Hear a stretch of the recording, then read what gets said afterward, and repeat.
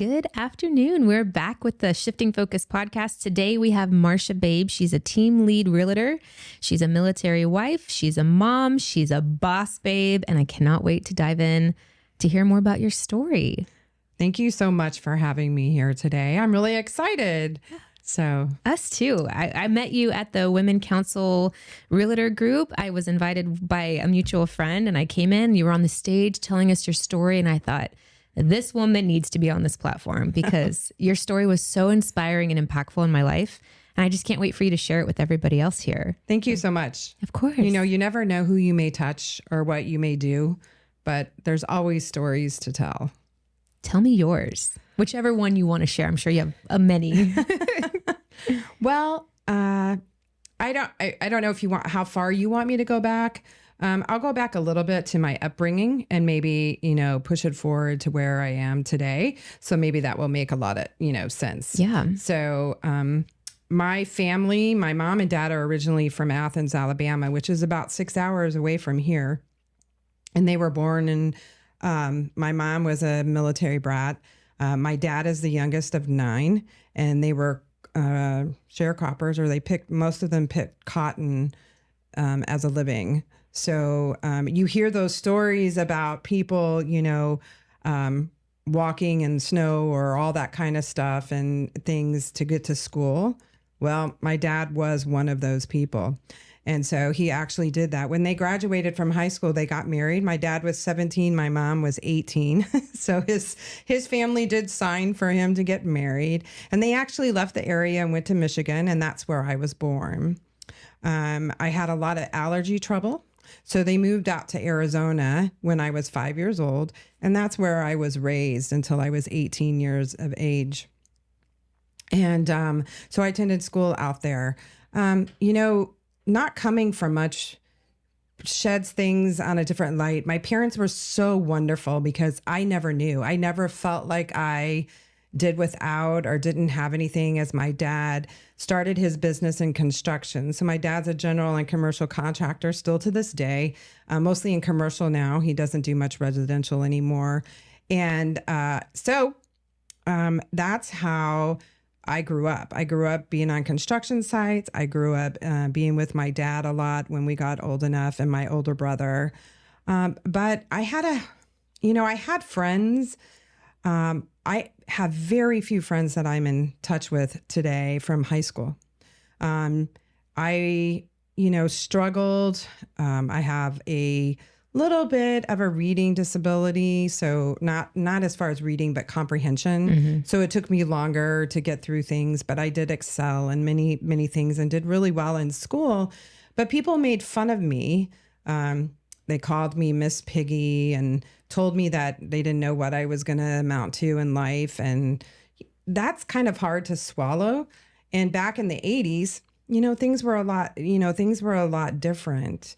And people don't, there's not the push that you have today to tell to speak about it and those things and the people you would think that had your back are some of the people who were calling you those names. And I didn't realize until I was much older, after I had graduated from high school, I left and I went to first to Lubbock Christian University, which was a private university, and started my college. I was the second of many, many grandchildren. There's 30 plus of us on my dad's side to go to college. So I started my college career there. It wasn't meant for me to be in a small, rural place. My parents raised me to be a strong, independent woman. And so therefore I didn't feel like that was the right fit for me. Well, at the time, I had already met what is now my husband, will be 37 years in May, at college. So I transferred to Texas Tech University and I became a Red Raider. And so, and hey, many of you know Patrick Mahomes from the Kansas City Chief is from our school. So I, those things, I wasn't a heavy set child.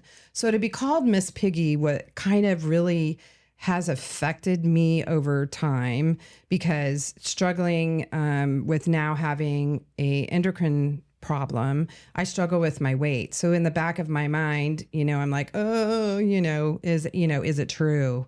Or was it true? And that you're not going to amount to anything. So I got married very young. I got married when I was 19 years old, was a junior in college. So we got married and we finished our last 2 years together. And my husband was pursuing a career in the Air Force, and he would be commissioned upon when we graduated. So that's kind of, I got a degree in medical. I worked in the medical field from 1985 until 1993, going through college, was a nurse technician, was getting my nursing degree and on to get my degree in nutrition as well. And so that's what I did, helping people. And I really loved it. I had a passion for it. I really enjoyed it. I got into surgery and I was helping in the anesthesia department and just thrived on it. I loved it and I really liked it.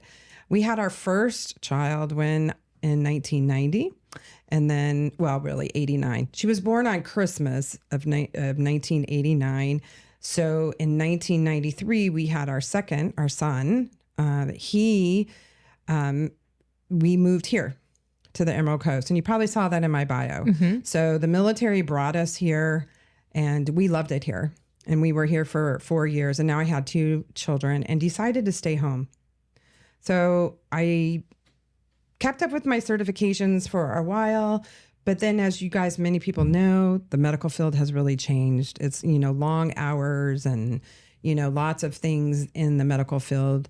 And in 1998, we were in Okinawa. I had our 3rd child, another son, and I stayed home until 2001.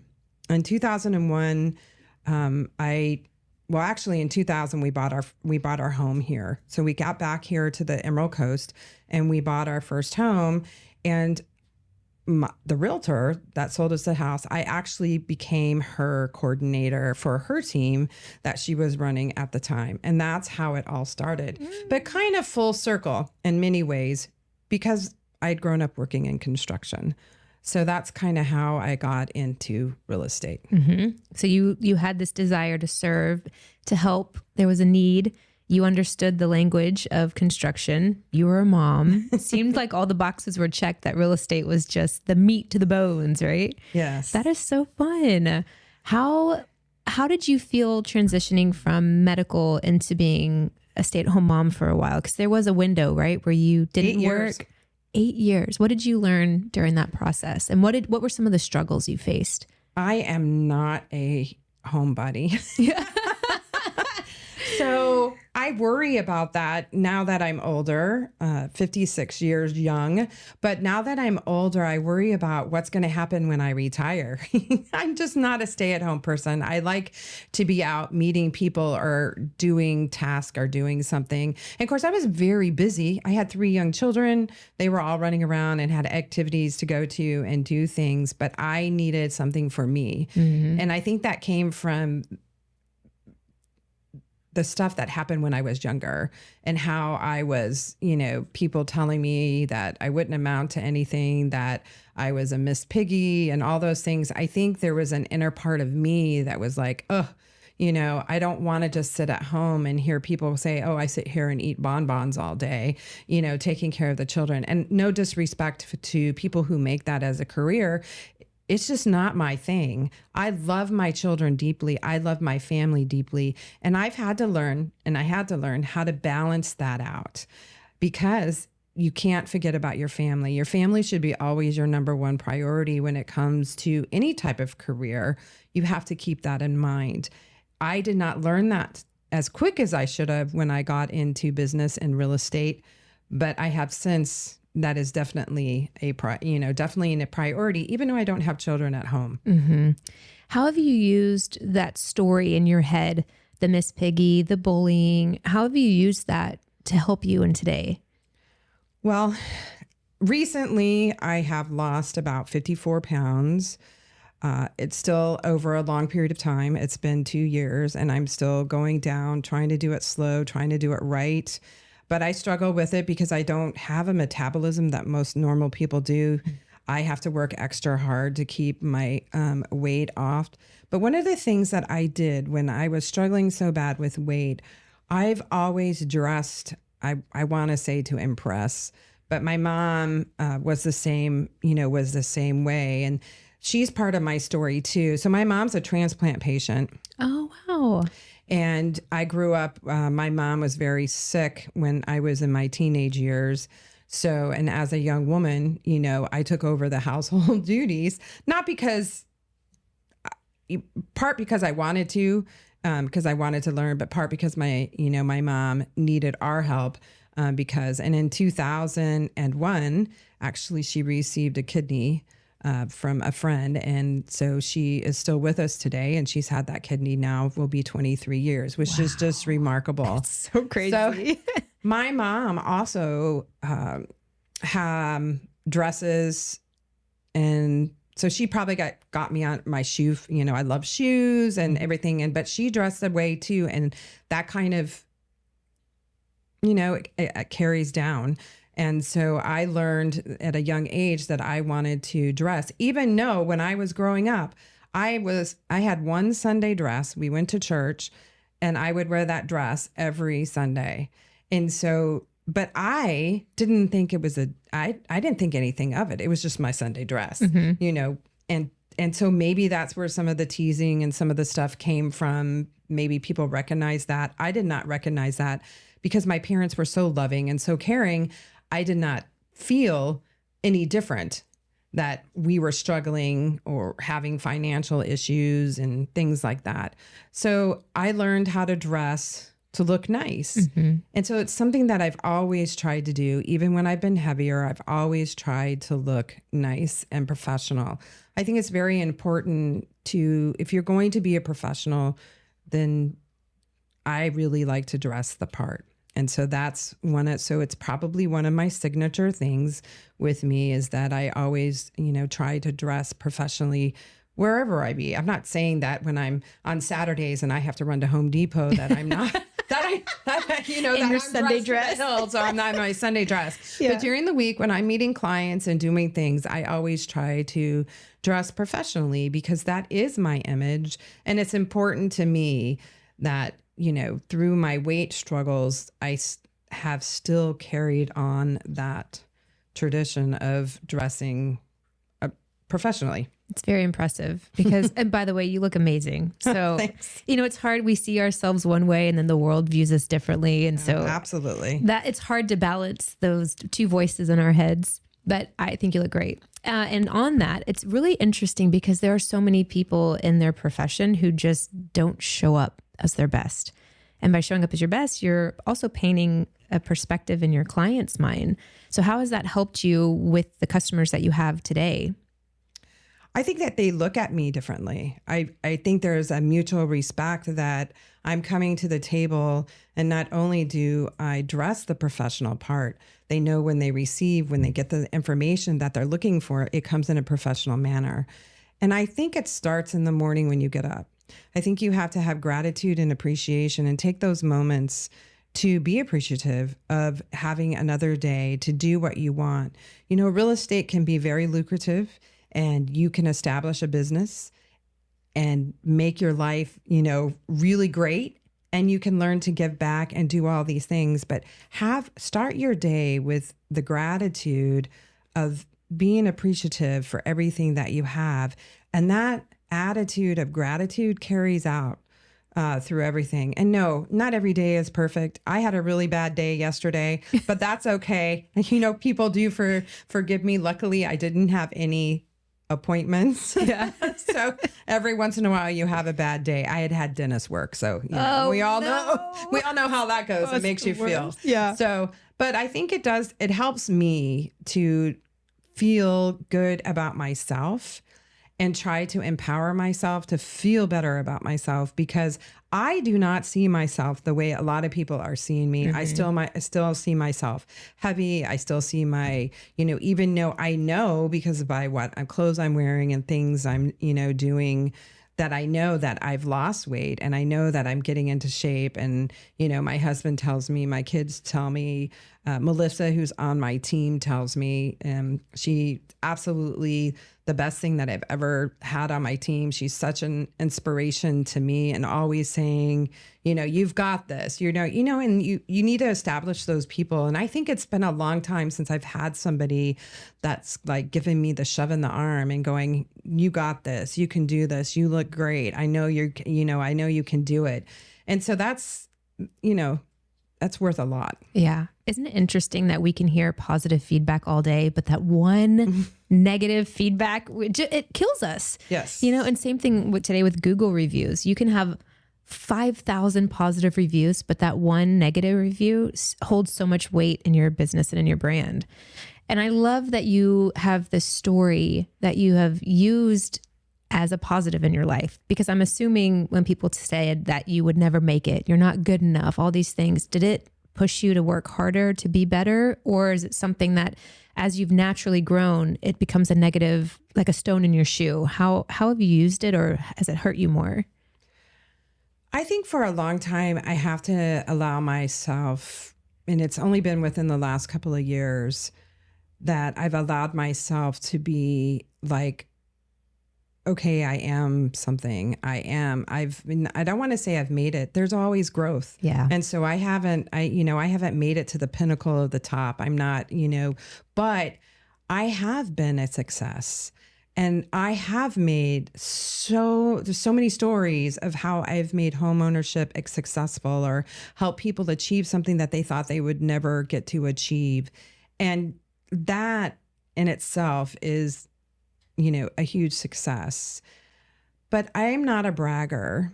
I'm not somebody that goes out and toots their own horn. That's not my style.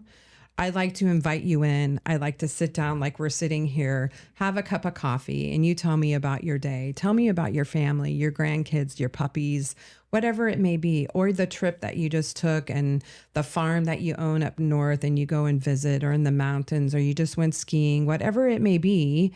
I like to hear those things because I do really feel like we try to make you part of our family, that if something's going wrong, we can be there for you too. And we have those clients, we have those people that we've met. And when they've been in struggles, we try to help them. It may be something very minor. We may take food into them, sending them cards and letting them know that we're thinking of them if they've had a surgery or an illness or a death in the family. We still try to connect because that's what we're missing today. We are missing so much connection from everybody because everybody is so busy about doing their own thing that we don't connect with people on a day-to-day basis to make a difference. Mm-hmm. And it's so easy to do. And we just need more of that, more love and acceptance in our world, because we just by a simple smile, we don't know whose day we changed. Mm-hmm. Or just by looking at somebody in the eyes and going, how are you today? Are you having a good day? And then they reply back to you. And you lots of times people say that and they're not looking for a reply, are they? They're just wanting to continue on with their day, yeah. But they're just doing it because it's automatic. But if you can really focus and look at somebody in the eyes and really say, how are you? And mean it, you've changed their world. Mm-hmm. Because we just don't do that. People don't listen anymore. Mm-hmm. Everyone's like, what can I say? What can I do? And mm-hmm. customers are just numbers. And that's probably why you've been so successful, is because you connect with your clients. Mm-hmm. They're not just a check off the box of numbers you're trying to hit that month. I mean, obviously you have a business to run as well, but how do you do that besides connecting and being personable and remembering that we're all human at the end of the day? What are some other tips that you do without giving away too much? Well, I think things is that, so most people like to have most appointments in the afternoons, for going to show. Not very many people get up and go at 8 o'clock, oh, I need to see this house. So usually there's work or something, throughout the day, or they are coming in and you start later. So my suggestion is always start your day out. I think you have to set the time up to work in your business and on your business, which are, two things that you need to do. So you need to work in your business. You need to make your phone calls. You need to reproduce, and then you need to work on the business, which means anything that you have in line, whether it's pendings or listings coming up, or you're going to be showing buyers and making appointments, that's working on the business. But working in the business is creating something new, reaching out to people, trying to make a connection, follow up with people. Maybe it's doing a drop by and delivering something to someone. Maybe it's having a function where you invite your clients over and still say, hey, we appreciate you and we appreciate all the things that you do, and trusting us with your most valuable asset is your home. And it truly, really is your most valued asset. And so you try to impart those things so people feel like if they think of real estate, they think Marsha Babe team. They think, go see Marsha, go ask Marsha. And I can't tell you how many clients just call me to ask for, and I have a question about real estate. That's what I'm here for. I want to hear from you, and I want you to ask questions, because sometimes what's trending, what you should do, what you shouldn't do when it comes to housing, ask the professional. Don't just listen to HTV. Don't get your news from a TV show. No, because sometimes we'll make a mistake and then you can't fix it. I mean, I've done it. Have you thought this was going to be a wonderful thing in the house, and you do it and then go, oh, I shouldn't have done that. I wish I had vision. Yeah. I think we need a change. Yeah. So sometimes you just don't know. And why is that important? How does having those relationships along the way help your brand, your business, your reputation? I think it goes back to respect, integrity, somebody who will listen, and somebody who will hear what you're saying. One of the things that I like to say when I'm talking, and if I hear you correctly, and just think of those words, if I hear you correctly, if I was asking you and interviewing you, because, really taking on a new listing or a new buyer, it's an interview. I'm interviewing you and you're interviewing me. And if we like each other and we decide to work together, then great. But it's an interview. And so I like to go back and repeat and say things that they've said to me so that they know that I was actively listening to the conversation. If I hear you correctly, you need, this is what you need. You need to be in Dallas, Texas by June 1st. Okay. And that you want to sell the house at a certain price, and, so then we can start backing things that if I hear you correctly, okay, well, these are the things that we need to do, and you can put them into action. And I think it helps the client hear that you actually listen to what they said, because you have to get to the root. You have to find out the root of the problem. Not really a problem, but you have to find out the root. And to clarify, I just want to make sure we're on the same page. Is this what you mean? Yeah. I love that. And it's so simple, right? It's such a simple thing to do. And then people are like, oh my God, she was listening. And you're not trying to interject your own personal agenda onto their lives and what they want and what they need. I find that's a personal experience we have with realtors. And then also they're so busy and you're bothering me and don't call me between these. They put up all these boundaries, as I'm sure you have to, because you do have those customers that will probably impede on those boundaries and call you Sunday morning at 7 a.m. or Friday night at 10 p.m. or you're sitting down for dinner. I understand. But like you said, that's when normal people have free time. They're off work, their kids go to bed. So how do you work with boundaries and kindly set them, but also still be available for your customers? Well, I think you have to set boundaries. This is a job. And it's a job during normal business hours. I can't go show you a house at 8 o'clock at night. Right. I can't even I can send you a link to get pre-approved.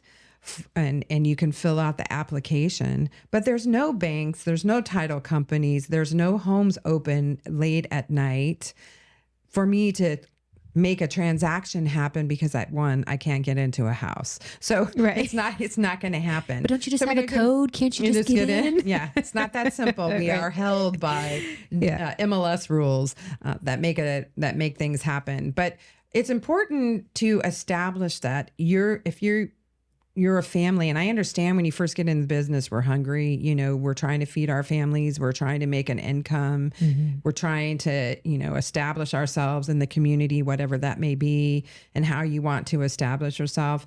So you just have to set those little boundaries. Look, you can reach me up until, usually by 7:00, I'm kind of like, in certain people I will answer. I mean, depending on who it is.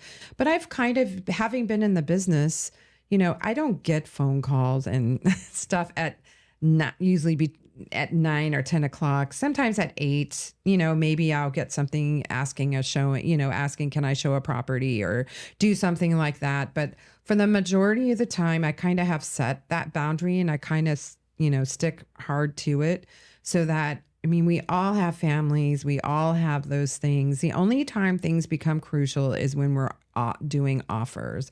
And then time is of the essence and we need to get things done. So then, there may be a more frequent phone calls while we're, negotiating and establishing a contract. But, they think about it, you can't run to your bank to get the earnest money. You're not, I mean, even though a lot of things are done electronically, we still have to get with the title company. The title company has to send you information. All those things are closed at night. Sure. So, when you're doing your interview and you establish your process, if they understand the process, then they get it. They truly do. They understand and they respect you if you have a family, and your family should always be number one. You should always be putting your family first, here. So because you get them for such a short time. Sure, I have my husband forever and I do not want to trade him in ever. I have the best. So, but your kids, you only have for a short period of time. So making them feel still a priority is important. And that's probably where I didn't do as good a job as I could have.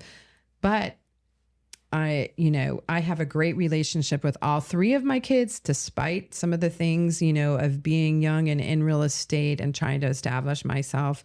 I have a wonderful relationship with all 3 of my children, and they were a little bit of they sacrificed for a couple of years when I got into business for myself, because I haven't always been out on my own. I didn't go out on my own until 2008. So I was in my 2001 is when I got into real estate. And in 2008, I was no longer on a team. So it was when I started in 2008, there was a lot of sacrifice for my family. I bet. My husband deployed to Pakistan. My oldest went to college. I had 2 at home. And it was a lot. It was a lot for them. So they were probably by themselves more than they should have been, even though they were older at that point. They were in middle school and high school. It's still, looking back now, I wish I had done things just a little bit different. What would you have done different?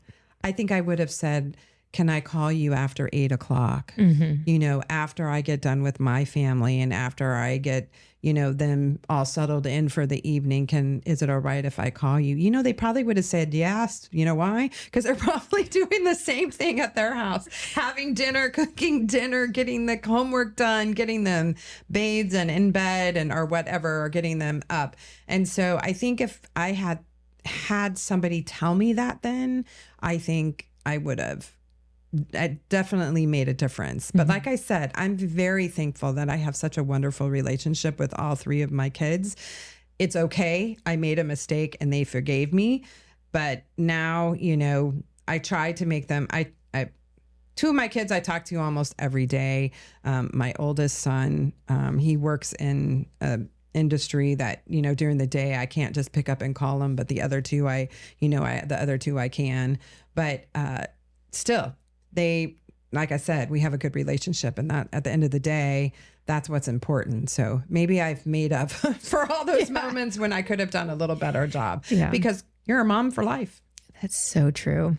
Have you had to have those hard conversations with your kids as an adult and say, I messed up. I'm sorry for leaving you? Or was it impacting your kids as much as you think it had? Or was it trauma for them? So all three of my children are very different. Probably not so much with my oldest, not that she didn't have impact, but an older child's different than a younger child. I definitely would say that my youngest was very impacted of being alone too much at the time, or I was a little too late picking him up before, he started driving.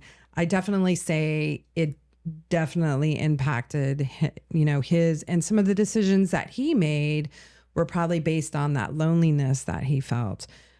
But we've had the conversations. We still have them today, and I feel like he's moved for. We built that bridge, and we've gone over it, and we still have hiccups, and bumps in the road. But I feel that you only can go forward. I can't go back and fix it. All as I can say is, I can try harder to be better and be more present. But it's hard. And I didn't really have somebody mentoring me in that aspect of my business until later. I'm a coaching client now, and they reiterate that yes, it's a 24/7, and 24/7 we're on the clock in some ways because of the internet. But you don't have to be on the clock 24/7. You have your own life, your own personal life outside of real estate. You need to keep your relationships. If you have a spouse and it's a good relationship, you need to make sure that you're dating your spouse still. If you have children, you need to be going to their activities. They need to see you there, and they need not to see that, oh, she's on the phone again or whatever. Because when they come and say, hey, did you see me catch that fly ball out? When they're playing baseball and little league and all that stuff, or they get the football when they're playing, football. So it's very important that you see them and they see you watching them, because they do look and they do notice. And that's what I learned. It very much so that I could have been more present. I love that you say that you can acknowledge where you were and where you are, and that you have those hard conversations with your kids. I don't know if you're familiar or if you're similar to my family. Your family sounds amazing, and mine was too. But it's hard for me to have those conversations with my parents. I don't know if it's a generational thing where everything was just brushed under the rug, and we don't talk about it. And I did my best, and there's no acknowledgement or ownership, I find, with some kind of generational gaps there. And I just really want to honor you for a second and say how powerful that is to be vulnerable as a mother with your kids, and to say, I'm sorry, I could have done better, because you don't hear that often. Do you agree that there's this missing link a lot of times with parents? Because it's hard to admit that you made a mistake, especially as a parent. But there isn't enough guidebooks in the world to make parenting a perfect job. It doesn't exist, people. And I think that's important, and definitely important to know. It doesn't exist. There's such thing as a perfect parent. It won't happen. And to try to set those standards I think puts a lot of stress on us as parents and as the child, to be the perfect child, to do all these things perfect, and the push to be, academically inclined, sports inclined. Every child is different. And, listening skills go all the way back to childhood. Listen to your child when something's going on. That happened with my children. There was, several times, they were, oh, no, you think, oh, no, it's not. I did let my children fight some of their own battles when they were growing up, because I think it's important to establish that they can, talk about these things. And so you just have to, when you make a mistake, just admit it. Mm-hmm. It's in business. I made a mistake. I priced this wrong. Oh, all those things that can go wrong. I mean, there's so many things that can go wrong in a real estate transaction that people just don't even realize that, can go wrong. But understand the contract, understand where your people are coming from, understand the seller, understand the buyer, and, try to keep it, mutually agreed upon to move forward in a transaction. And we're in a transitioning market right now. We finally have a little more listings, people are getting to have more of a choice. And so you have to listen. And if you make a mistake, admit it. Mm-hmm. Because you can't cover it up. Everybody knows if you make a mistake. Everybody knows. Yeah. You're so right. You have to be honest. Yeah. Be honest with, and be honest with yourself. And you have to accept corrective criticism. You need to be open-minded about what's happening around you, what's happening in your community. Real estate is super hyper local. Because everywhere I go, everybody always says to me, is it nice to live in Niceville? And I always have to chuckle. So, yes, for the most part, yes, it is. But it's different here. Yeah. You don't have some of the community, the way the community is, you don't always have that here everywhere you go. So, there is some uniqueness here. Friday night lights, that's where everybody is, Friday night lights in the fall, and we've had a very successful football team here. Eagles, baby. Yeah. And, but also we have a very successful track team, and we have a very successful, girls softball team and the band. All three of my children went through the band at Niceville High School. So they are all we were band geek parents. Mm-hmm. My youngest and my oldest stayed in it throughout their high school. My middle child was a varsity football player in the end. So he gave up playing the trombone, but it was a great experience and it was a lot of fun. So Eagle Pride, they produce some wonderful, wonderful, wonderful musicians out of this area. And we're very fortunate to have the musicianship that we do in this county. Yeah. So kudos to our county for making music because it helps with learning. Don't we know? Does. And for those who don't know, our band goes to the Rose Bowl. They're invited.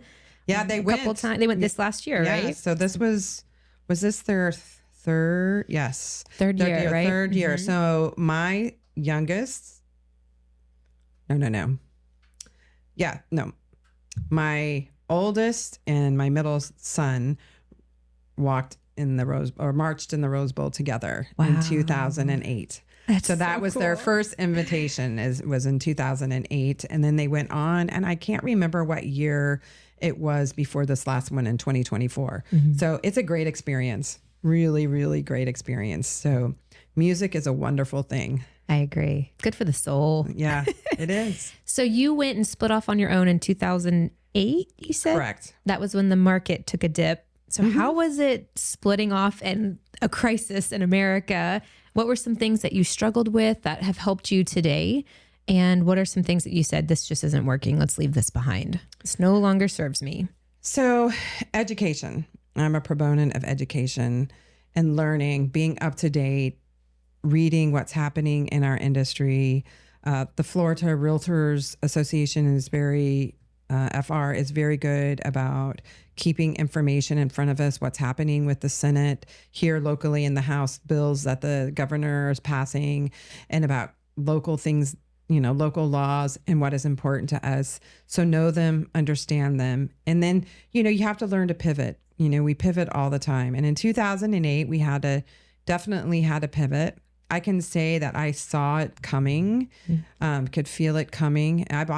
We bought our house, the house that we live in now, in 2006. And then in 2008, our house is worth way less than what we paid for it. I think many of us can say that happened to them. Do the doubts start coming in? Like, what have we done? Why did we spend so much? Well, this was going to be, we thought what we think is our forever home. And so I knew that we just had to ride. We personally had to ride out the storm. But then short sales, foreclosures, all those things begin to happen. And so I became a short sale expert. If you wanted to do business, That's what you had to do. You had to figure out how to do. Some people went into the foreclosure. I went into the short sale side, and I helped many military families and regular families navigate the short sale. And that's how we did business. It was draining, it was long, and it was hard. But systems, you have systems in place from the very beginning. You get all the information.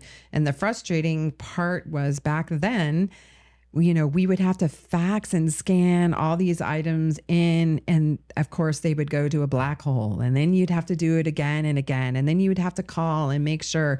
And once you got the project manager on the other side that was actually handling the case, they could tell you if the things. But until you got that person, it was calling once a week and seeing if you had progressed. Are you anywhere closer? Am I going to get to speak to the person who's going to be on this? Do I have every box checked and every paper there? And then you get an offer, and then you have to submit all this stuff again to make it happen. And it was daunting. If you were to look, I mean, the paperwork would be sometimes like 6 inches high. Oh my God. I mean, because of all the information that you were having to give, they had to have all of their financials.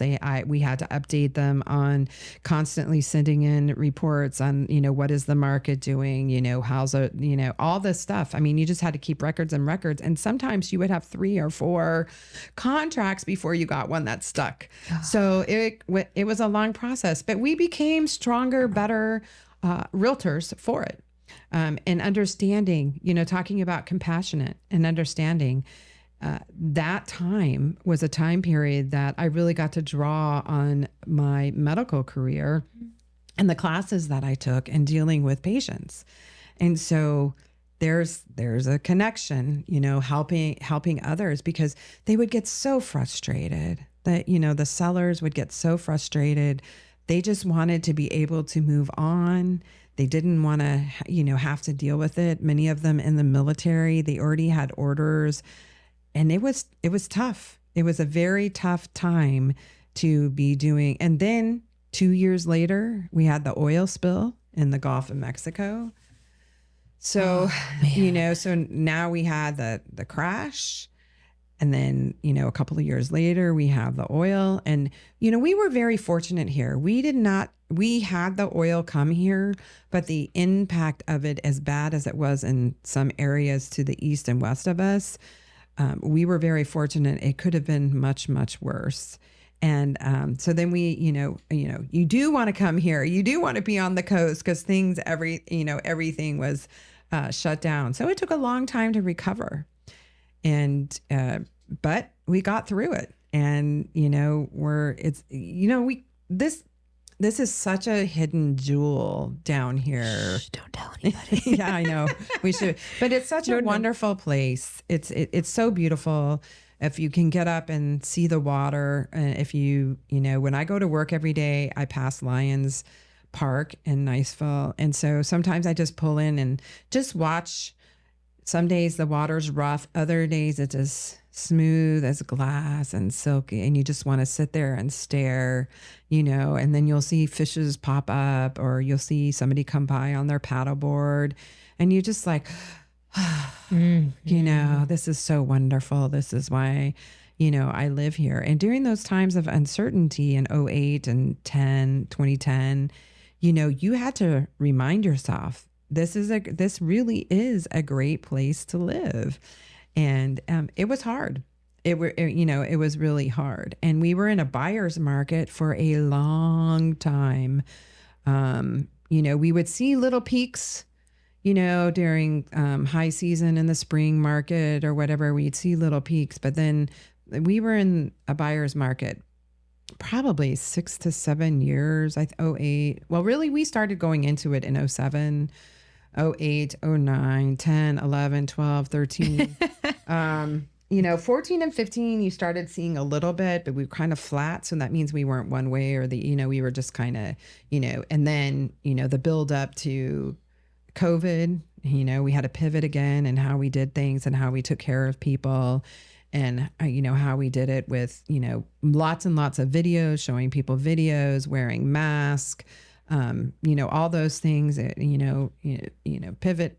I mean, you just have to, in any business, you have to pivot.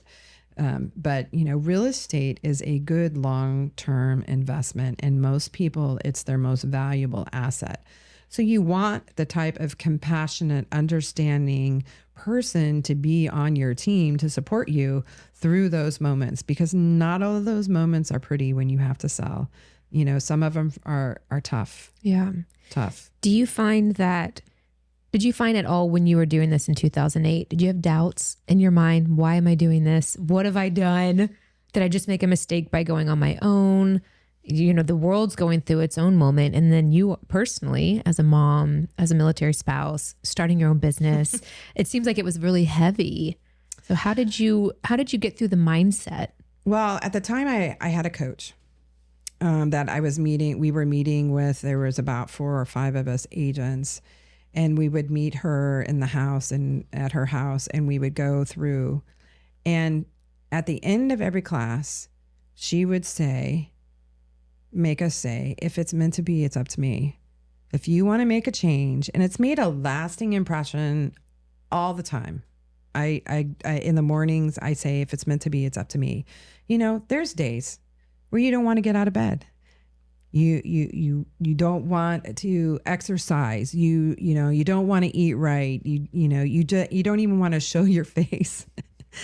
It's just, everybody has those days, but we have to learn to overcome by speaking to your subconscious that I can and I will achieve. It's the word don't should never have been in our vocabulary. It should always be, I will. And if it's meant to be, it's up to me. And that just, it's meant to be, it's up to me, because I was being told by my coach at the time, and I had great mentors. I was very fortunate with the mentors. And I think I mentioned that at WCR, with the people that I had in my life and the training that I got during, when I was first getting into the business. I did have good, mentors as far as learning the business. And that was, really, it was wonderful. And I am so appreciative. And I still use some of the things they taught me to this day. And so that is great. But if you want to do something, you just have to take the plunge. And my coach just kept telling me, you're ready. And so then I did it. I just did it. Yes. In times of uncertainty and whatever. But God opens doors. And sometimes when we don't walk through them, he closes them. And so for a reason, whatever the reason may be, but we need to always walk through the door. And in that particular time, I walked through the door, and I've been very blessed and fortunate. And I've always, said, that if I was to be put in a position, that it's not me who put me there. I'm in this position because of a higher power. And I truly believe that with all my heart, that God has put me in this position to serve my community, because I do a lot of community outreach as well. And I love giving back to my community. And that is one of the best things that I can say, that my husband and I are able to give back and give to people in our community, because we've been blessed. And so it's not just, at the end of the day, it's not about the money that I make. It's about the people that I help along the way. I love it. It's so good. That was so many good nuggets in that one thing you just said. And I think people forget that what we give is what we get. And if you're going to give commitment and service in your community, you're going to receive commitment and service in your business. It's how it works. If you're going to get up in the morning and be, Mom, I'm not going to do this. I can't do this. I won't do this. I don't do that. That's what's going to be reciprocated. And it's just a simple thing that can just shift, but we have to get out of our mind. And right. I love the quote your mentor gave you. So good. I'm going to remember that, if that's okay. Yeah, it's fine. If it's meant to be, it's up to me. I love it, because we forget that. And right. Also, you kept saying you've had to pivot a lot in your life and in your business, and as a mom, as a wife. That's the whole concept of this podcast, is where have we had to shift our focus to get us back on path where we're supposed to be? I believe you want to make God laugh, you tell him your plans. Because he's like, You're cute. Go do that free will thing, but I'm going to guide you back over here. And I love that your path has taken all these different twists and turns, but you've utilized every single thing you've learned along the way to serve you today. You've used your nursing and your medical career to help serve your community. You've used your options of saying, hey, I'm not the best at this, but I will be, or I'm sorry if I messed up here. I'm human. And coming to the table with vulnerability and authenticity, it really shines. And it's one of the things that stood out for you when you were speaking on stage. I was like, oh, I got to talk to her. She's just so, you're real and you're honest, and it's very rare. So I'm gonna bow down to you, my queen. That was awesome. I do have some questions though. If you have an impacted moment where you shifted focus, maybe in your personal life, that could help somebody else who might be struggling as well. I know you've given us a bunch of nuggets there, but is there another one that stands out, or something that if someone's going through something similar, maybe a military situation? I know you serve the military community quite a bit, and I'd like to talk about that at one point too. In my personal life. Yeah. Well, I'm not, I guess this will, maybe it will be oversharing. I don't know. No such thing. You know, it's hard being a military wife.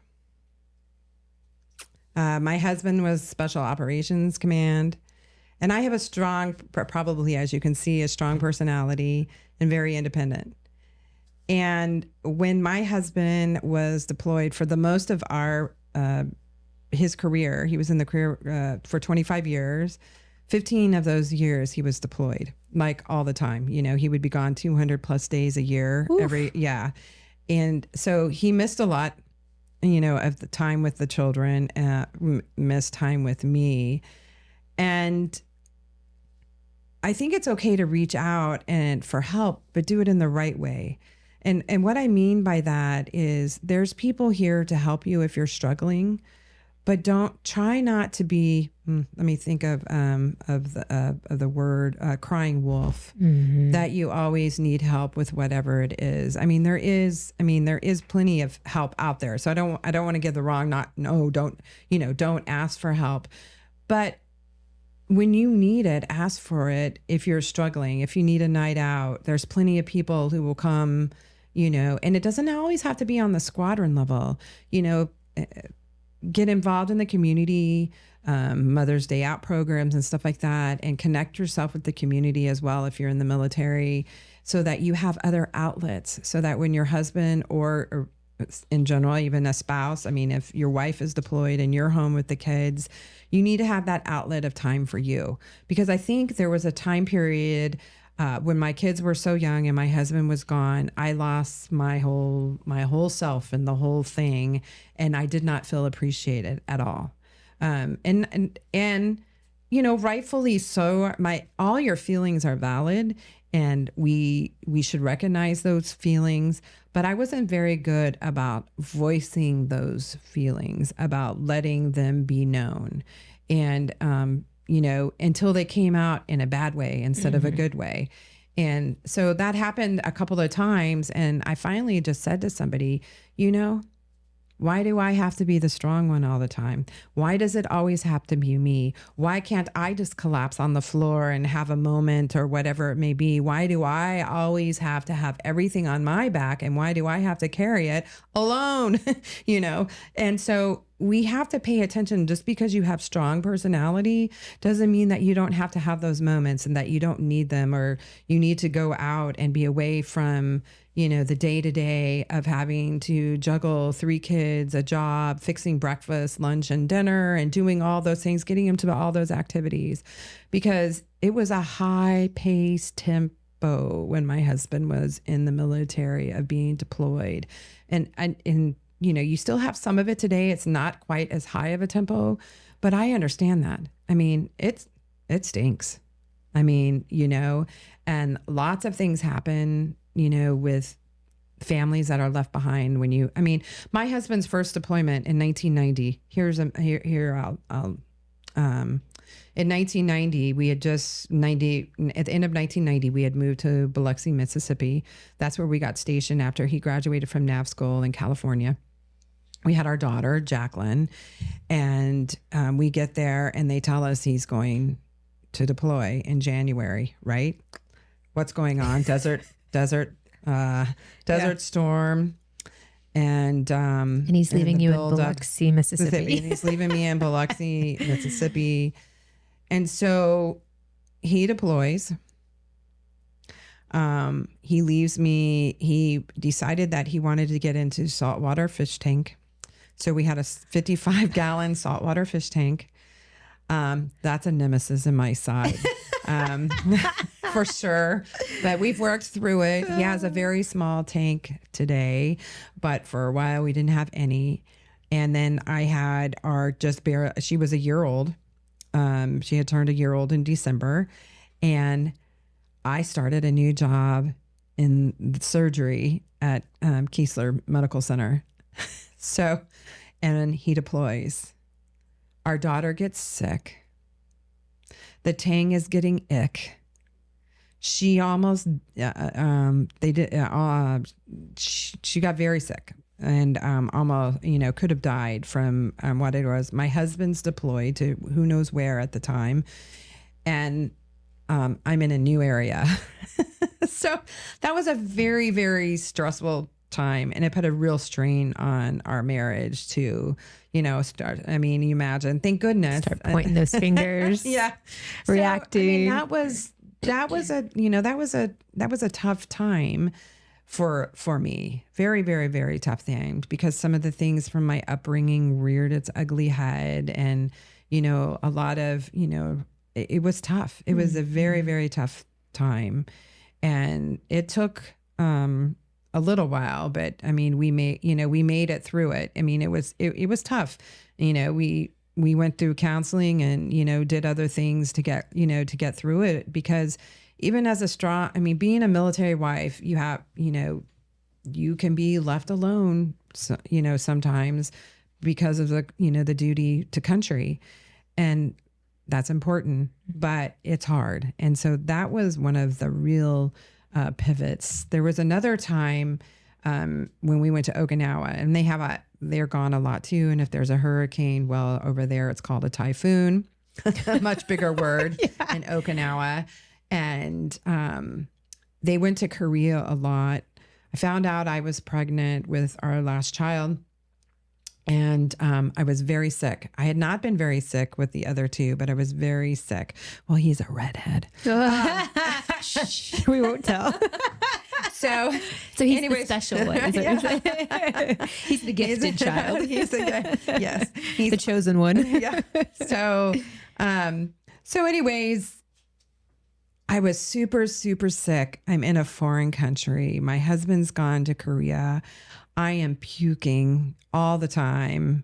My older son, my 4-year-old son, I think he had just turned 5. No, he wasn't quite 5 yet. My 4-year-old son was bringing me the wash rag and saying, "It's going to be okay, Mom. It's going to be okay." Bless him.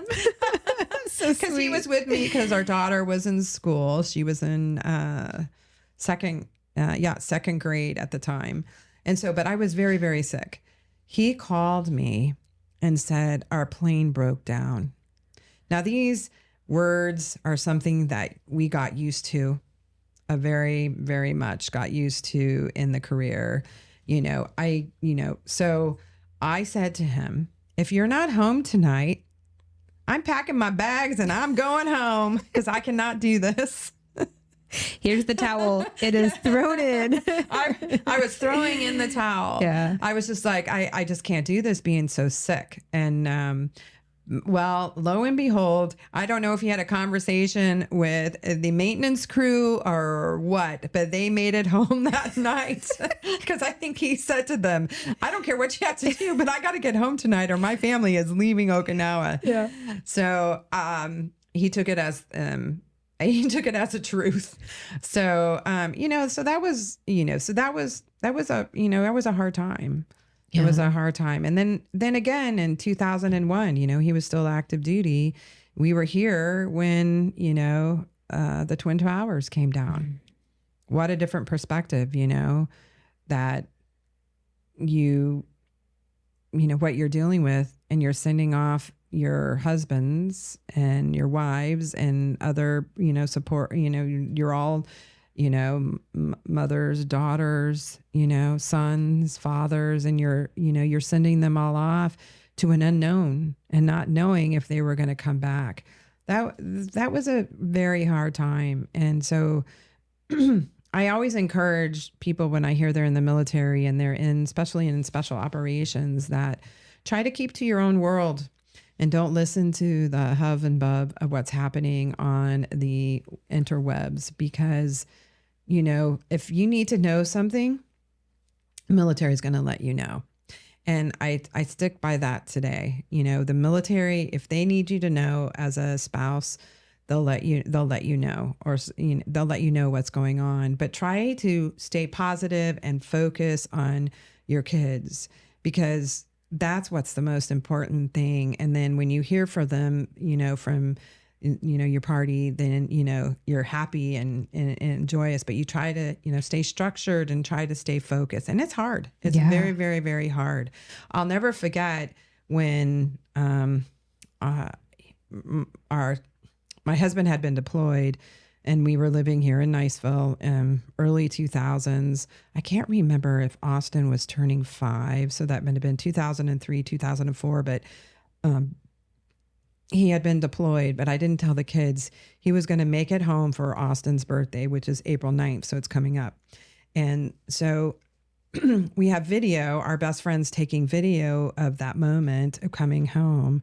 And you go back and you watch it and you see our older son, Dylan, and the way he reacted to seeing his dad was just like, oh my goodness, when we go back and look at it, not knowing how much he had missed his dad. And you can see it, but we didn't even see it until we went back and watched the video about how impactful that moment was of his dad coming home.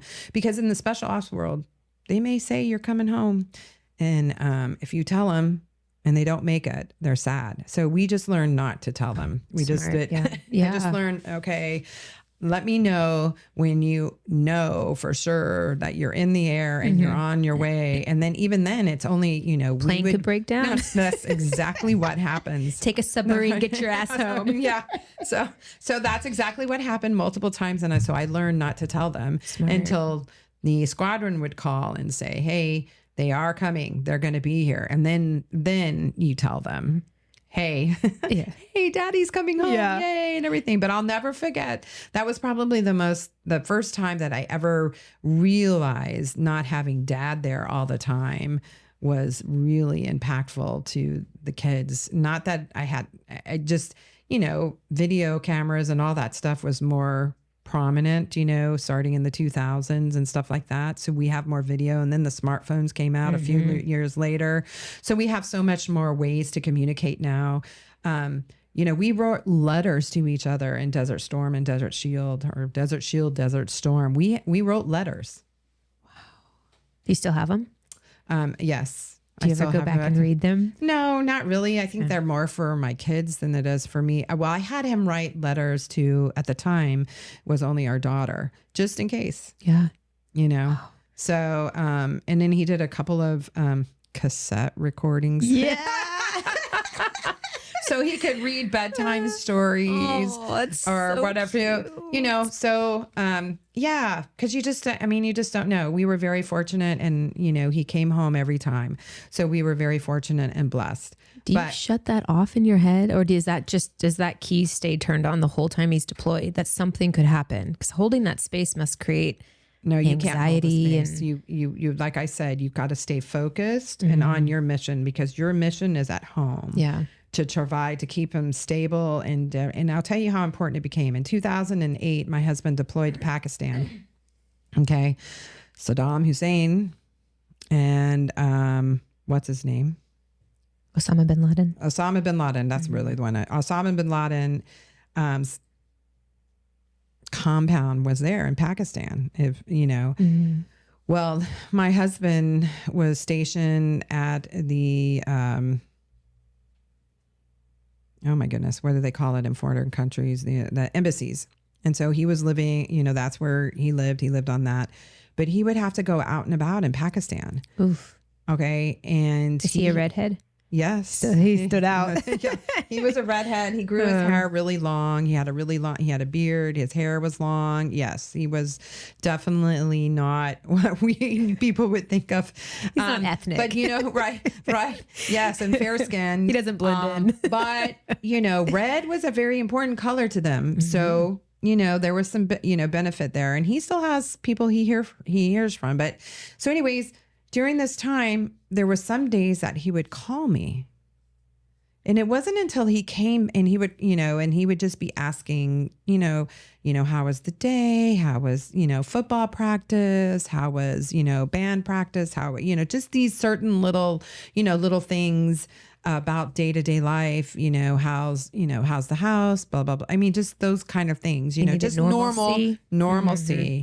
Well, it comes to find out after he came back, I realized he was talking through somebody else because he never told me. He would be driving by these places of high hostility by the compound and all those different places during that time. And he would call me for the calm.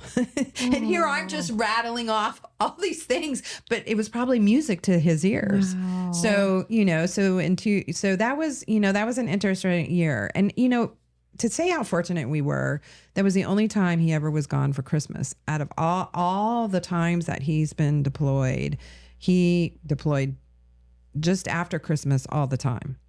But he had always been there. Mm-hmm. It was the first birthday that he ever missed of his daughter. He had missed, some of the boys over the years, but because her birthday is the 24th of December, she always, he always seemed to be arranged so that he could be there. So we were very blessed. That was a hard year. It was a whole, he was gone. Yeah. And he was home for 2 weeks and, during that period of time. But God had a plan and we made it through it. Yes. And then, but I learned these little tidbits as he's talking to a colleague, we're at some function or whatever, and he's telling them, and I'm like, later we get in the car and I just said, so when you called, he said, yeah, I just needed to have some calmness to the chaos that was happening over here. So beautiful. Yeah. Did you have downtimes, or I'm sorry, did he have time when he would come home that he had decompressed too? I mean, were there transitions within the household you had to? Oh, sure. Because I was probably, for both of us, I wanted him to come home and just go here. Right. Now you can be the discipliner and, do all these things. But he's a stranger in the house. He doesn't know routines and he's stepping into a whole different battlefield. Right. And you're like, take the plate. And then he's having to decompress from what he was just in. I'm sure that transitional period was tough on the family. Sometimes it was tougher than others. When the kids were younger, I think it was easier. When the kids got older, I think it got harder because the kids relied on me as they got older and not on him. Now, that's not the case today. He also has a great, he has a relationship with all three of his kids and he talks to them all the time. So we're, very, very fortunate. But it can destroy, it can make relationships and destroy relationships because they think, hey, my dad wasn't there for me or, whatever. And we've had those knockdown, drag out discussions about that and, taking ownership for it. There is no book for being married to a military spouse and how you can handle each situation. There's just not enough. Everybody's going to be different and you have to figure out what works for, your family, the best. The one thing that we did establish very early in our marriage, once we had children is that we have to stay together after you're gone. So we're going to have date nights, so we're going to go out on dates and we're going to do stuff together. So we did establish that very early on because we say, after you guys go, we still have to have a relationship. So I encourage all of y'all, whatever you're doing in your careers, even if it's not in the military, set that time for your spouse. It's truly important. Oh, yes. It's so important. Date your spouse. Date your spouse. Yeah, I love it. It's so good. What are some advice tips you can give people who are in the transitional state of buying a house in the military? Are there tips for them to look for, whether it's their first, second, third, fourth house? What would be some value you could offer as a real estate agent? Well, so, each branch of the service is different. I think Army is the toughest with getting their orders and having them for them. So it's really, some of theirs sometimes has to be a quick, fast transition from one place to the other from when they get the orders. The Air Force, which is what we were in, gave us pretty good time, as far as, transitioning and having orders. Orders are hugely important when it comes to buying a home. There's a window of opportunity of how soon you can buy and close, because they want to make sure that you're actually coming. Now, there are rules to protect the military buyer. If their orders get changed and they haven't closed, there is the opportunity for, that they don't have to purchase. That's, part of the laws. But, moving it's tough. And leaving your friends and your family that you've made, whatever base that you're at, or camp that you're at, wherever you're at, it's hard. Mm-hmm. And saying goodbye. And then, so, we try to make it as welcoming and warming for them when they come into the community, and share as much knowledge and impart onto them as much knowledge we know. Very fortunate. My kids all went to school here. They went to elementary school, middle school, and high school. They were involved in sports and extracurricular activities, and many of those things are still here today. And so I'm able to speak of those things. I can talk about the band and how very influential in my children's lives. All of them love music. It's all a big part of their lives. And so I'm able to talk to those things because that's what they want to hear. Mm-hmm. They want to know what it's going to be like, especially if they have a family, what is available here. And, people forget, Maddie Kelly Foundation here is a huge resource for doing things with your family. They have Thursday night in the parks, fixing to start up in Destin, at the Maddie Kelly there, where you can just come and hang out and listen to the music. They have that it's like 2 months of the year. They run that program. They bring in off-Broadway, and they bring in tribute bands. There's the Emerald Coast Theater that's out in the Sandestin area. Mm-hmm. That's great too. And that's good. They have Mary Poppins coming up. You have to plug in. If you're a real estate agent, you got to plug into your community and know. And oh, by the way, Pensacola is not that far away. Yeah. And they have a great food tour. If you've never been on their foodie tour, they're so much fun going on a foodie tour, and you walk around the city and you have different things from different places. That's a lot of fun. And so there's so much to do, because people think of just about the beaches. Well, not everybody's a beach person. True. And so, and then you have the music festivals that happen out on 30A. There's so much within an hour or so of this area to do. I think, wouldn't we do that if we lived in a city? Because most of us wouldn't live in the city. We'd live outside the city and come into the city. Mm-hmm. So, there's much to be said to know what's, happening. And, oh, by the way, I hear in 2025 that, or is it 2025 or 2026? I can't remember now, reading the Mullet Festival may be coming back to Niceville. What a great name. The Mullet Festival.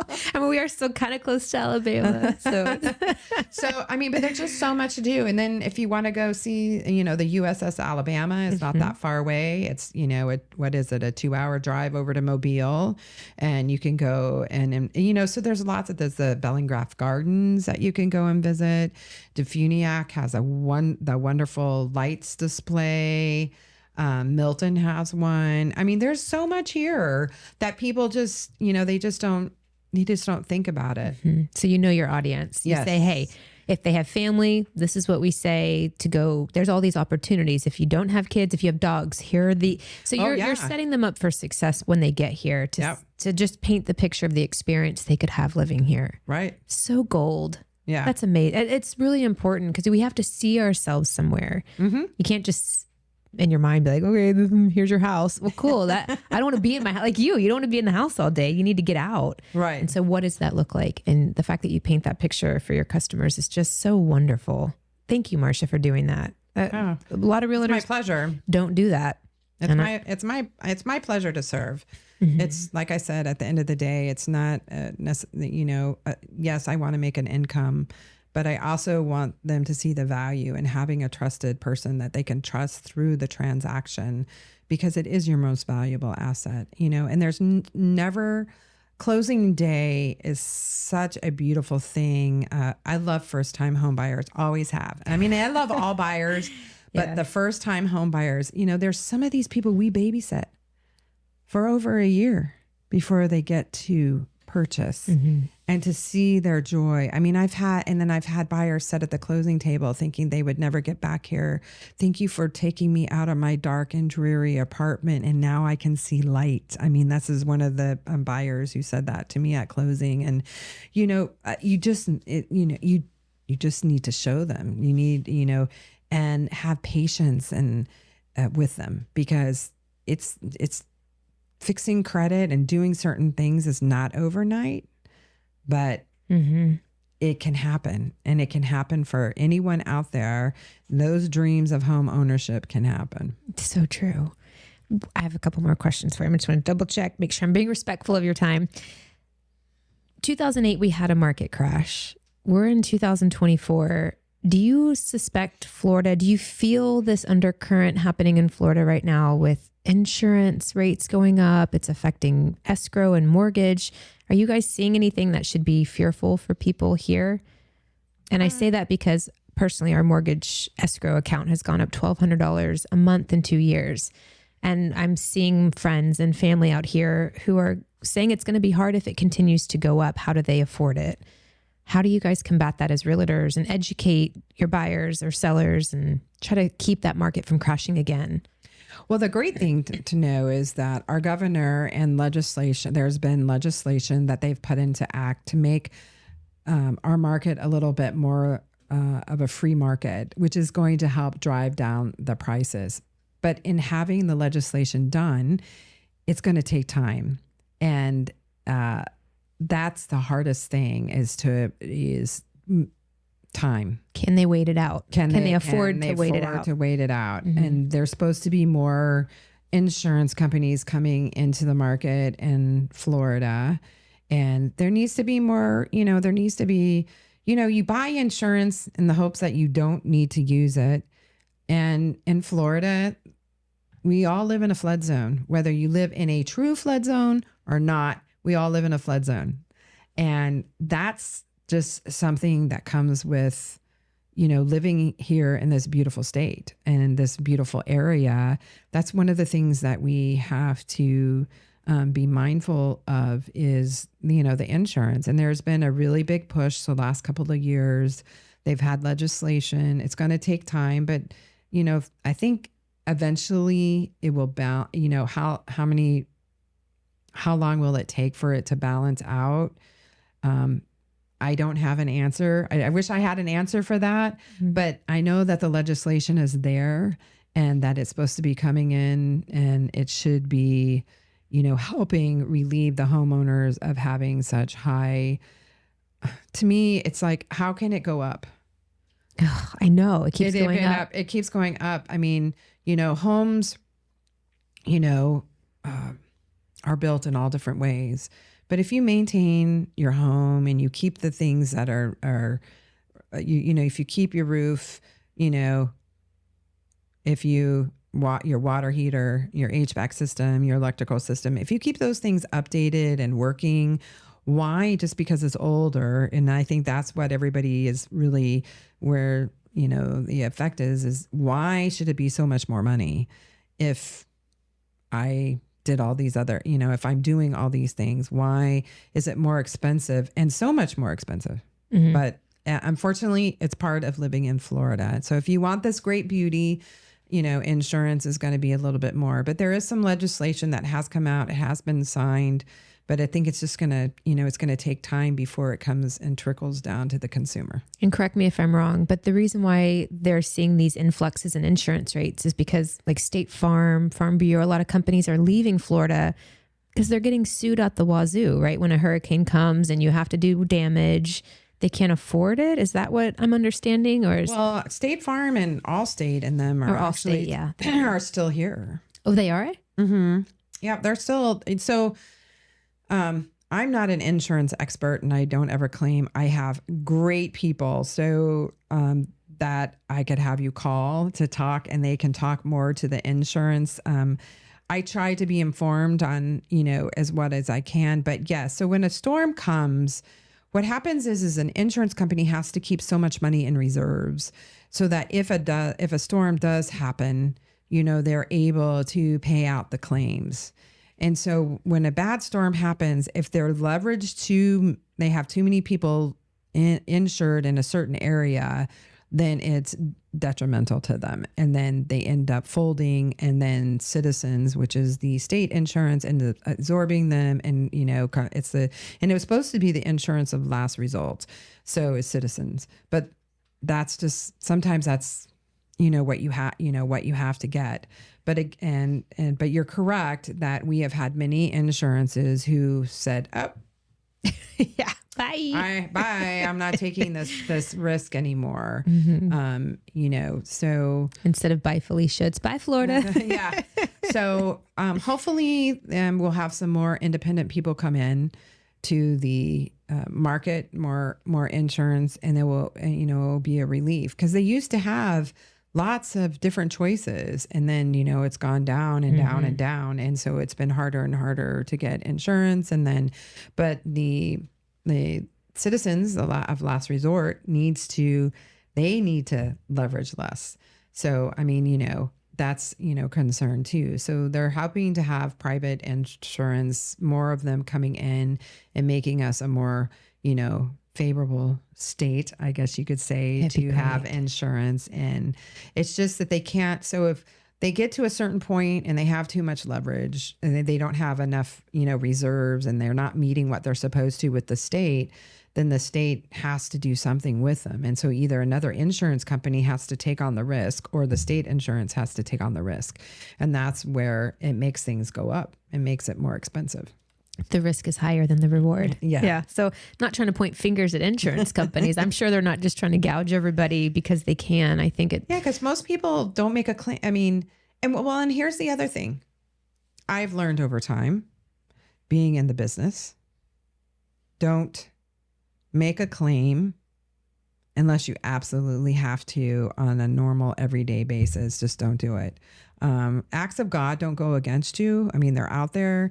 But I learned with making a claim because we lost electricity and we lost all our food, years ago when we were, anyway. But if you have a deductible and this is going to be just a few $100s or whatever, that just take the hit. And, we've had electrical strikes and we've just taken the hit. We had one really bad one that we did end up claiming because it ended up being so much money. But acts of God don't, go against you. But if you can afford to not make the claim, it also keeps insurance down. So if having a $500 deductible, you make a claim anytime anything goes out, that doesn't help the insurance at all. It makes it go, up. Not just for you, but yeah. So, it's supposed to be there for times of, catastrophe, not necessarily for anything else. Are there any kind of updates happening in the real estate world that you want to share or that you think people in the Emerald Coast would need to know or want to know? I'm sure that some of y'all have heard about the NAR lawsuit. I just learned about this. So what I'm going to say, I don't want to get in details on this, but seek out the professional and ask the questions. And we do have answers for you. There's a lot of misinformation that is out there from news media outlets. And so the professionals do know what's going on with the lawsuit and can help you understand what's going on with the lawsuit. So please reach out. That's what we're here for. And don't have a misunderstanding and thinking that what's happening when you don't. Is this for more realtors or more buyer sellers or both? No, for the consumer. Yeah. The consumer, go to the source, go to your source that you've always been going to and ask the questions, because we are informed, we are being briefed, not only by our own attorney here on the Emerald Coast with the Emerald Coast Association of Realtors, but also with the Florida Realtors and with NAR. We're all being briefed by the attorneys and what's happening and what does it mean. And so we do have the ability to tell you what's really going on, and you don't have to sit there and wonder. So if you do have questions, give us a call. I'm up on it. I've been sitting in on the briefings, and I feel like I have a good handle about what it means. And really what it means is... So what's NAR, and then what's the lawsuit? Let's talk about Okay, so NAR is the National Association of Realtors, and they were sued along with a bunch of other MLSs and different things over that we were price fixing. Realtors were price fixing. The commission has always been negotiable for selling a house. You come to an agreement between the agent and you, and it's always been negotiable. You can always ask.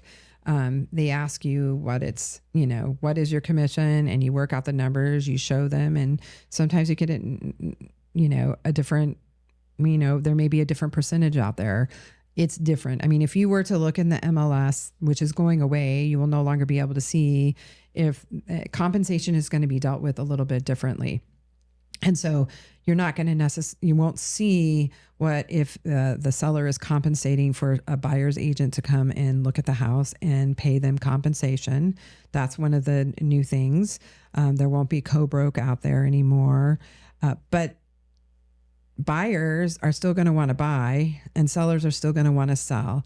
And so we're going to have a buyer's agreement with everybody that we take out in the car. We have to have just like we have a listing agreement, we will have a buyer's agreement, and you will come to an agreeable price on the commission that they're willing to pay.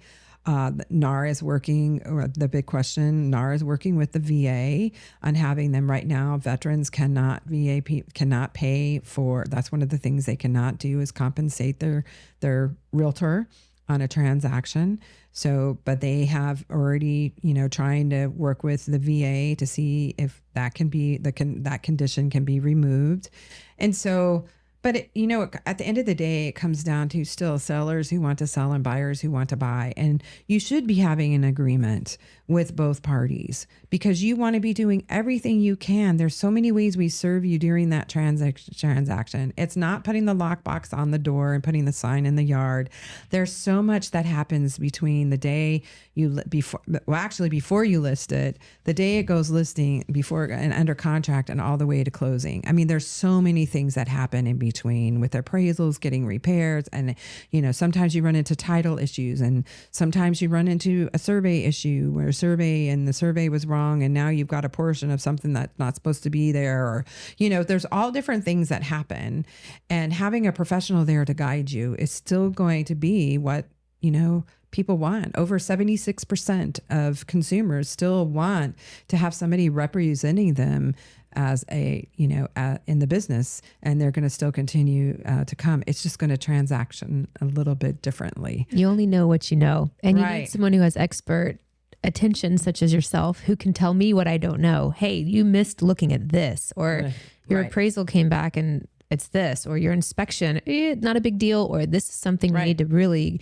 so those things that I don't know. I trust my expert realtors to know those answers. Well, and think about it as, you can think about it as if when you go to the doctor has a whole thing of people they refer people to do if you have something. So if you have a problem with your skin, they refer you to a dermatologist. Mm-hmm. Well, it's no different in real estate. You think you may know, but you don't know everything that and stuff that can get, caught up. I mean, people have a misunderstanding about title insurance. I've had clients who have had to use their title insurance Oh, wow. because of title mistakes. Oof. So it's a very important, again, to have it, because that title and and the title insurance, will pay out, if they find that that was indeed a problem. Wow. So it's an important thing. And there's so much stuff that happens in the background, and we need to, if you're not, I do, but if you're not providing your worth, then maybe you need to think about what profession you're in, but you need to know. You need to know these things. It's very important to know what's happening with the NAR settlement. It is not the end of the world. It's not the end of commission. I just want to make that. It's not the end of compensation to buyer's agents. It's not the end of listing as we know it and stuff.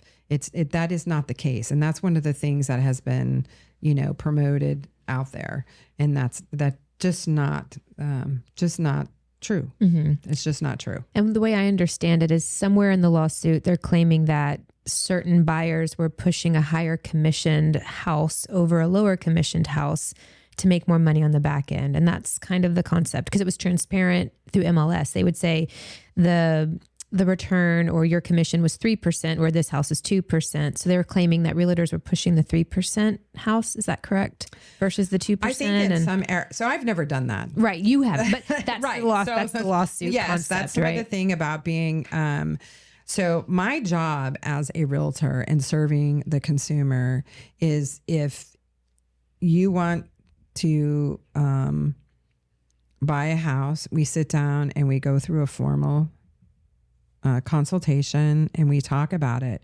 What's going to be different now is that you're going to come to a mutual agreement with the buyer about what they're willing to pay you for compensation. Okay. And then us as the buyer's agent, we're going to have to call the listing agent and say, is the seller offering compensation? If so, what is the compensation? And then we can come back and tell the buyer, yes, they're offering compensation. This is what they're offering. And it fit, it fits. So do you want to go see that home? Whatever that percentage is that you guys have come to an agreement. And it's not that the seller's never going to pay compensation again, because most sellers want to sell their house. And then again, when they go on the flip side, and see, this is the part that I've never understood. When you buy a house, you hadn't paid for the commission out of pocket. The seller has paid for it. So a seller who sells and turns around and buys, they paid it when they sold their house, but they didn't pay it when they bought their house. So I've never kind of, understood where, about, but, promoting one listing over on another. I mean, to be honest, I don't sit up there and pull up and see what's in the MLS. It's such If my buyer wants to see, if my buyer wants to see that house, then I'm going to take him to show. Why not? I mean, to me, it just doesn't. The lawsuit. I don't. First of all, how can they prove it? Second of all, it doesn't make sense. So I heard Warren Buffett. He's fighting. He's the one who's still sticking through and fighting. Yes. Good for him. Berkshire. What is it? It's Berkshire Hathaway Home Service or Home Service. He owns Home Services something or whatever. Yes, he has not settled. Because the truth be known, it is not what happened. Right. It is not what happened. It's a bizarre lawsuit, right? Yeah, it is. And it's truly not what happened. I mean, if you're providing service to your clients, do you think I'm pulling up and going, oh, this one is this and this one is this? Okay, I can't even tell them about this listing over here because I'm not going to get this. Right. I'm not going to, it doesn't matter. Yeah, it doesn't matter. I want them to be able to see all the houses that they want to be able to see. It's always been that way. So I've never looked at that. But yes, that is one of the claims. And I don't know any realtor down here that does that pushes it that way. I don't know them. Maybe they do exist, but I personally don't know them. Same. I've never ever. To me, it seems like, okay, so now walk me through just simply, the buyer now has to have an agreement with their realtor. And in that, does it state, this is what I would like my commission to be? You negotiate that rate. And if the seller isn't offering that rate, does the buyer now pay it out of pocket? Yes. Got it. Simple. You're going to pay for it either way. So what is, to me, I can't wrap my head around why this lawsuit, how it's going to impact Well, Other than again, it's still price being fixing. paid. They are Yeah. saying that there was price fixing going on. So if you really want to get into, I mean, there's pages and pages and pages of stuff that you can read 6-inch on. book again. Yeah, a 6-inch book again of reading about the lawsuit. So if you want to, but the biggest thing is that talk to the professional and be informed. And most people, once they find out and start to understand it, you seem to have a clear better understanding of it. But yes, we will transact differently. The compensation will no longer be available in the MLS, so it won't be seen. In the MLS. In the MLS. But it could still be listed. The only reason I know much is because Joyce and Wanda we sat down with them for breakfast and they, otherwise I would be so ignorant. But experts such as yourself come in and you educate us. Right. To me, that's a great realtor. And I'd be happy to give you all my business because I'm like, cool, you know more than me. Do it, Yeah. Like you wouldn't come in here and start breaking down my cameras and microphones. It's important to know somebody. That's what I'm saying. It's so much more than a lockbox on the door and a sign in the yard. There's so much more to it. And you want that type of professional. You want that person that is out there beating the pathways, doing it so that you don't have to do it. Can you imagine if we did not have agents during COVID? How would we have transacted? No How way. would you have bought a house? How would you have moved? I mean, it just would have been like crazy. Yeah.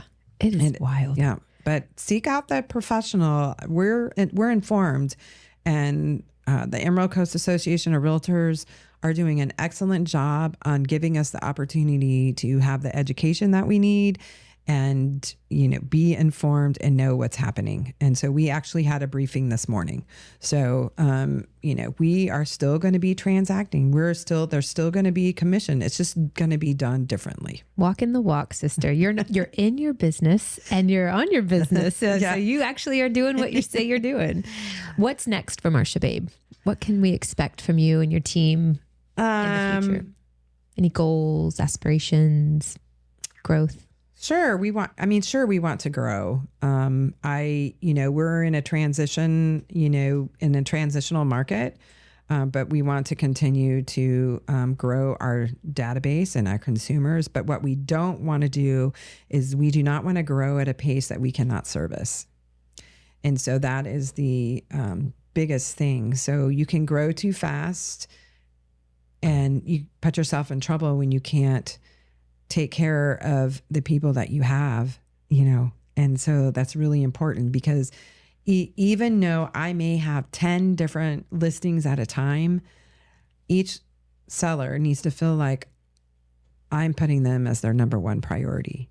So if you get too busy and you have too many or too much things or too much things going on, then you can't give the individual detail to each one of your clients and make them, feel special. So if you can't overcommit, or if you can't over-deliver, don't overcommit. Yeah. And so it's a balance. It's a balancing act. This year I have the opportunity to serve as the committee chair for our community and military outreach.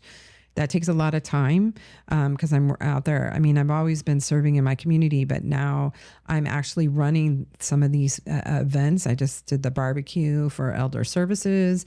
And now we have Derby Day coming up for Grace Rides in May. And it's a big event May 4th for Grace Rides up in Defuniak. It's a great time, but I'm responsible for that being a success. So that takes time. But that's the thing is that it's so important for the community to see people giving back, to see you out there that you care. And so, that's just one of the things that I love to do. I like to give back. And a lot of times it's quietly, but that's okay. I do it because I want to do it. And because God has given me the opportunity through my business to be able to do it. And so as long as I can, I will. And that's important. So I would like to probably grow my team. Mm-hmm. I've been very fortunate. I have never left my brokerage. I've been with ERA American Real Estate since I started in 2001. We have wonderful leadership. We have wonderful management. And I just can't even imagine. And the support we have, the support that we have is just outstanding. And I just can't even imagine being anywhere else. I just can't, but they allow us, to have teams and groups, and I'd like to hopefully see my team grow, and, continue to serve everybody, on the Emerald Coast from Santa Rosa County to Walton County is where, most of the service. So the Tri-County area. I love it. But I do go into Pensacola. I do go into Bay County. So, but those are my, those are the areas. It's great. And we're going to list your information below, but is there a direct place you want people to go to visit you, to get more information, to call you if someone's interested in buying, selling? My phone number is 850-803-9498. Let's blow that up, people. And you can text me or call me. I do answer the phone. What? Yes, I do answer the phone. I actually had somebody call me and they're like, "You're a realtor who answers the phone." Okay, enough said. I'm not going to say any more. I was just like, yeah, I answer my phone. And then you can, you also, I have a website, marshababe.com. I'm also on It's the Real Estate Babe on Instagram. And I think it's ERA Marsha on Facebook. We'll list them all down. Yeah. We'll bombard y'all with all kinds of things. My last question for you, unless there's something else you want to add that we haven't covered, how important is marketing and content creation in your industry today? If you snooze, you lose. And so if you don't move along with the times, and it's probably one of my, I'm getting better, but it's hard to think about promoting yourself all the time.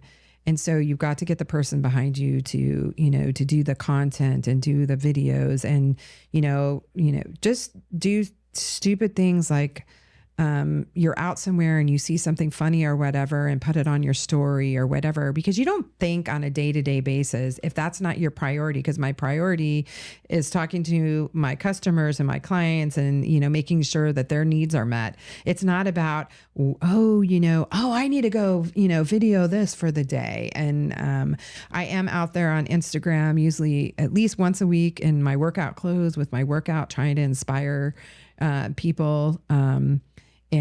So I usually am Monday or Wednesday, sometimes or Fridays. I try sometimes more to get out there to that. I'm a normal person, just like everybody else. And I get up and have to do the things that I have to do to make myself be a better me.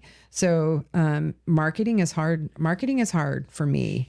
I've never been, a huge promoter of, myself. And so I'm trying to do better.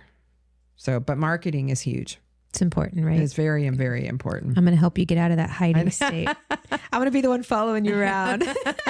Marsha, thank you so much for making time to speak to us and our audience, and for sharing your knowledge and for being vulnerable and to showing people we're just human. I loved all the little nuggets that you shared. I'm really grateful for your time. I know your time is very valuable, especially here on the Emerald Coast. We can see you're involved in the community. You're constantly trying to improve and be the best version of yourself. And it's really inspiring. And I'm really grateful that you carved out this time for us to share. I thank you for allowing me to and getting me out of my little box a little more to be more comfortable. I have been speaking a little bit more, so that does help. It does. It does. We'll have to have you back on again to update us more. But thank you again. Guys, you can find her below. Call her, text her, visit the website, check her working out on her Instagram. And let's get you all out here at the beautiful Emerald Coast. But don't tell too many people. We want to keep it a secret.